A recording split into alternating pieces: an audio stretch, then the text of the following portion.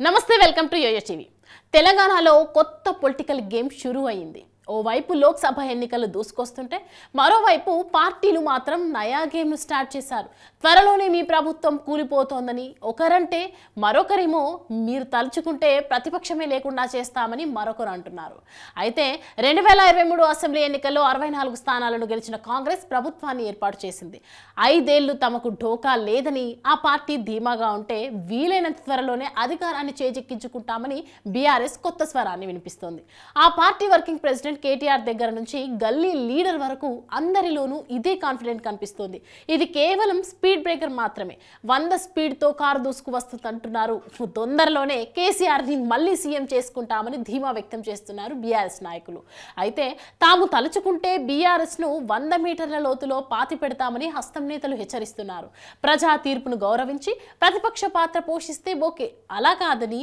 ఏవైనా కుట్రలు కుయుక్తులు పన్నితే బీఆర్ఎస్ ని ముక్కలు ముక్కలుగా చేస్తామని రేవంత్ సర్కార్ అంటోంది అయితే గులాబీ పార్టీ నేతలు మాటల్లో కనిపిస్తున్న ధీమా చేతులకు వచ్చేసరికి మరోలా ఉన్నాయి ఇందుకు నిదర్శనం ఆ పార్టీ నేతలు వ్యవహరిస్తున్న తీరు సీఎం రేవంత్ రెడ్డిని బీఆర్ఎస్ ఎమ్మెల్యేలు వరుసబెట్టి కలుస్తున్నారు మొన్నటికి మొన్న సునీత లక్ష్మారెడ్డి కొత్త ప్రభాకర్ రెడ్డి మాణిక్రావు మైపాల్ రెడ్డి సీఎం కు పుష్పగుచ్చం ఇచ్చి ఫోటోలు దిగారు వాళ్ళు నలుగురు పార్టీ మారుతారని ప్రచారం జరిగినా మర్యాదపూర్వక భేటీ అంటూ కొట్టిపారేశారు ఆ తర్వాత మహేశ్వరం మాజీ ఎమ్మెల్యే తీగల కృష్ణారెడ్డి లేటెస్ట్ గా ఎమ్మెల్యే ప్రకాష్ గౌడ్ సీఎంతో కరచాలనం చేయడం రాజకీయ హీట్ ను పెంచేసింది ఇదే సమయంలో తమకు చాలా మంది నేతలు టచ్ లో ఉన్నారని మధు యాష్కి చెప్పడం పలు అనుమానాలకు తావిస్తోంది అయితే ప్రకాష్ గౌడ్ ఆదివారం సాయంత్రం జూబ్లీ హిల్స్ లోని రేవంత్ నివాసానికి వెళ్లి భేటీ అయ్యారు ఈ సందర్భంగా ప్రభుత్వ సలహాదారు వేం నరేందర్ ప్రకాష్ గౌడ్ కు కండువా కప్పి స్వాగతం పలకడంతో ఆయన కాంగ్రెస్ లోకి వెళ్తున్నారంటూ ప్రచారం ఊపందుకుంది